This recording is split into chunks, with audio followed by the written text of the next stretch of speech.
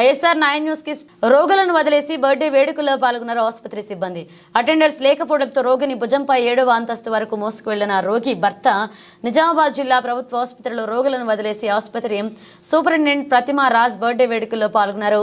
Radiology సిబ్బంది, medical staff fits తో ఆసుపత్రికి వచ్చిన లక్ష్మి అనే మహిళను వైద్యం చేయించుకుంటా నిర్లక్ష్యంగా వదిలేసి వెళ్లారు సిబ్బంది.